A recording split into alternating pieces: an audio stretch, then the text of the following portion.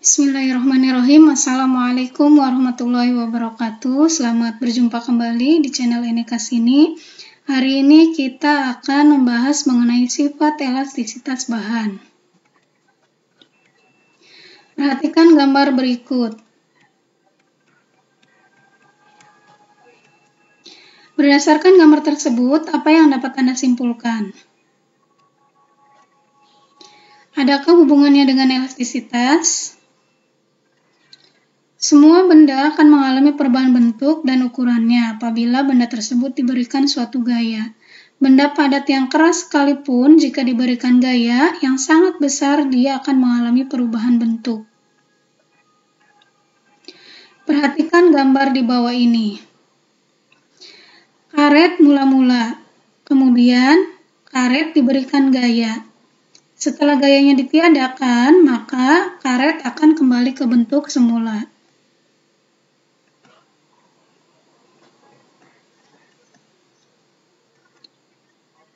Jadi, apa itu elastisitas? Elastisitas adalah kemampuan benda untuk kembali ke bentuk semula setelah gaya yang mengenainya ditiadakan. Perhatikan gambar di bawah ini. Benda pertama mengenai potongan kertas diberi gaya, benda kedua karet gelang yang diberi gaya.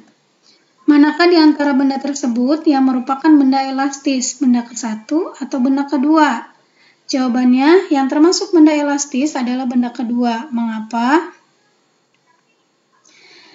Jika benda yang pertama, karet gelang, bisa dinyatakan sebagai benda elastis, maka potongan kertas itu disebut sebagai benda plastis. Apa itu benda plastis? Perhatikan gambar ini, bentuk mula-mula kertas, kemudian setelah kertas dikenai gaya, lalu kertas tetap seperti ketika dia diberi gaya, dia tidak balik ke keadaan semula. Maka benda plastis adalah benda yang ketika diberi gaya, dia berubah bentuk, tapi setelah gayanya ditiadakan, dia tidak bisa kembali ke bentuk semula.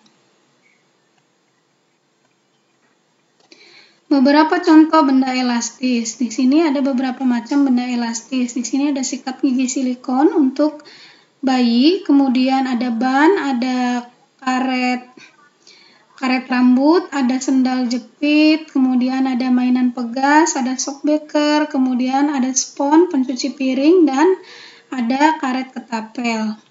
Kemudian beberapa contoh untuk benda plastis. Di sini ada plastisin, ini plastisin, kemudian ada adonan kue dan tanah liat. Perhatikan gambar berikut. Mengapa karet gelang tersebut bisa putus? Untuk menjawab, perhatikan lagi gambar di bawah ini.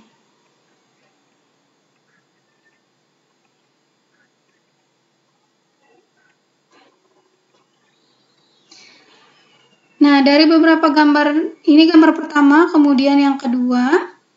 Gambar pertama sebelum diberi gaya, kemudian ini setelah diberi gaya. Yang gambar ketiga itu setelah diberi gaya dia tidak kembali ke bentuk semula, kemudian jika gayanya semakin besar maka lidi ini bisa menjadi patah. Nah, di sini pertanyaannya, mengapa lidi tersebut dapat berubah bentuk dan mengapa lidi tersebut bisa patah? Jawabannya adalah karena adanya batas elastisitas. Apa itu batas elastisitas? Perhatikan di sini ada grafik hubungan antara gaya dengan pertambahan panjang. Ini gaya, yang ini adalah pertambahan panjang. Area A ini adalah daerah elastisitas, di mana di daerah elastisitas ini adalah benda ketika diberi gaya maka dia berubah bentuk, kemudian jika gayanya ditiadakan maka dia akan kembali ke bentuk semula. Contoh di sini ada lidi, kemudian diberi gaya, kemudian gayanya ditiadakan, maka dia akan kembali ke bentuk semula. Kemudian ada area kuning. Area kuning ini disebut daerah plastis, daerah di mana ketika benda diberi gaya, maka dia berubah bentuk, kemudian ketika gayanya ditiadakan, maka dia tidak akan kembali ke bentuk semula. Ini sudah berubah bentuk. Kemudian daerah merah ini disebut daerah titik patah, di mana ketika benda diberi gaya melebihi batas elastisitasnya, maka dia akan menjadi patah. Ini. Nah, ini keterangannya. Jadi jika gaya yang diberikan itu kurang dari batas elastisitas, ini batas elastisitasnya, maka dia bisa berubah bentuk, tapi dia juga bisa kembali ke bentuk semula jika gayanya ditiadakan. Kemudian, jika gayanya lebih besar dari batas elastisitas, dia akan berubah bentuk karena dia tidak bisa kembali ke bentuk semula. Sedangkan jika gaya yang diberikannya melebihi batas elastisitasnya, maka si benda tersebut akan patah. Itu jawaban kenapa tadi karet menjadi putus.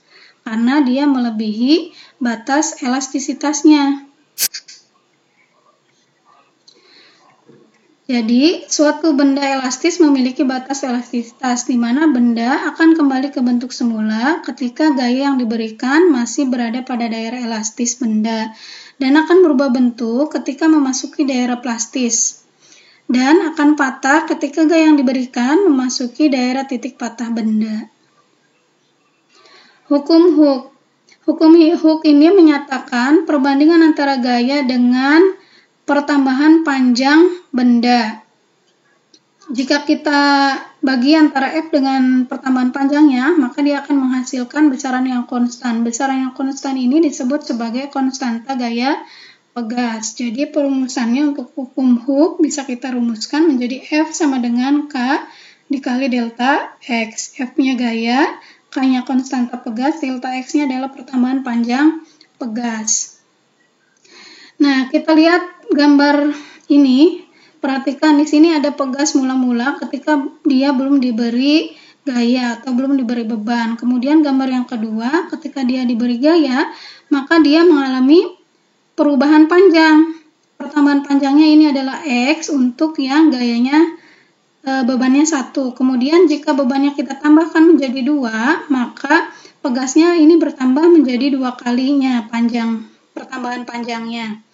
Jadi, antara gaya yang diberikan dengan pertambahan panjang itu dia berbanding lurus. Semakin besar beban yang diberikannya, maka pertambahan panjangnya semakin besar. Kemudian susunan pegas. Susunan pegas itu ada 2, ada susunan seri dan susunan paralel. Untuk susunan seri ini seperti ini, jadi ini penggantinya. Kemudian untuk susunan paralel itu yang dia sejajar, kemudian ini adalah pegas penggantinya.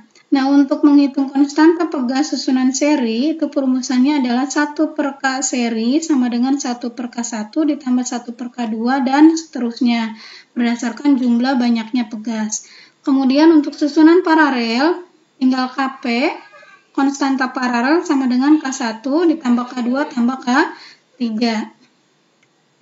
Contoh soal, perhatikan gambar sistem pegas di samping. Jika K1 sama dengan K2 sama dengan 600 Newton per meter, K3-nya adalah 1200 Newton per meter dan masanya adalah 3 kg, tentukan tetapan sistem pegas. Kemudian yang kedua, pertambahan panjang sistem pegas. Di sini pegasnya berupa campuran. Ini ada paralel, kemudian setelah itu dia diserikan.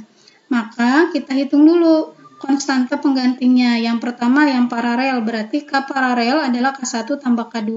K1-nya 600, K2-nya 600. Jadi K paralelnya adalah 1200. Kemudian setelah dihitung paralelnya, kemudian kita serikan. Berarti K paralel ditambah 1 per K paralel sama dengan 1 per K3-nya. Berarti 1 per 1200 ditambah 1 per 1200 karena ini sama. Berarti di sini adalah 2 per ini 1200 ya.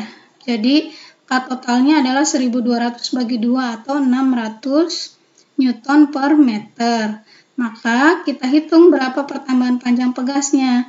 Rumusnya adalah F sama dengan K dikali delta X. Maka untuk mencari F-nya, F itu adalah M kali G, massa dikali gravitasi, massa bebannya 3 kg, gravitasinya 10. Nilai K-nya adalah tadi yang sudah kita hitung 600, delta X yang mau kita cari. Maka delta X itu adalah ini 3 dikali 10, 30 dibagi 600. Maka jawabannya adalah 0,05 atau 5 cm. 3 hal utama dalam sifat elastisitas suatu bahan itu ada 3. Yang pertama ada tegangan atau stres, kemudian ada regangan atau strain. Yang ketiga modulus elastisitas. Yang pertama, tegangan atau stres, ini simbolnya adalah sigma. Tegangan ini adalah hasil bagi antara gaya dengan luas permukaan. Jadi perumusannya adalah sigma sama dengan F dibagi A. Oke, kemudian untuk regangan itu adalah hasil bagi antara pertambahan panjang dengan panjang awal. Jadi perumusannya strain atau regangan itu E sama dengan delta L dibagi L. Perhatikan gambar ini. Ini gambar mula-mula sebelum diberi gaya. Kemudian dia dikenai gaya. Ini dikenai gaya, kemudian ini luas penampangnya. Karena dia diberi gaya, maka di sana ada tegangan. Nah, tegangan ini menghasilkan regangan, ada pertambahan panjangnya. Nah, kemudian perbandingan antara tegangan dengan regangan, dia menghasilkan modulus elastisitas atau modulus Young. Di mana modulus Young atau modulus elastisitas itu simbolnya adalah E besar, yaitu tegangan atau sigma dibagi dengan regangan atau E. Jadi, jika kita masukkan masing-masing rumus antara tegangan dengan regangan, maka modulus elastisitas perumusannya bisa kita konversi menjadi F dibagi A, kemudian dikali L dibagi delta L. Kita lihat contoh soalnya. Di sini sebuah kawat logam dengan diameter 1,25 mm dan panjangnya 80 cm digantungi beban bermassa 10 kg. Ternyata kawat tersebut bertambah panjang 0,51 mm. Yang ditanyakan itu stresnya, strainnya, dan modulus Young-nya. Di sini diketahui diameternya atau D-nya 1,25 mm, panjang awalnya 80 cm, kemudian massanya 10 kg, pertambahan panjangnya adalah 0,51 mm. Yang ditanyakan pertama itu tegangan, rumusnya adalah gaya dibagi luas penampang.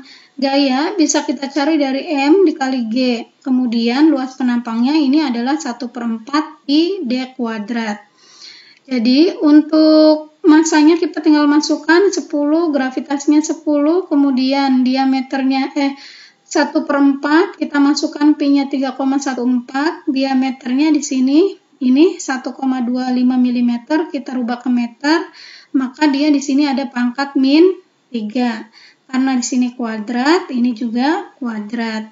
Oke, hasil perhitungannya didapatkan bahwa tegangan itu adalah 8,13 dikali 10 pangkat 7 Newton per mili kuadrat.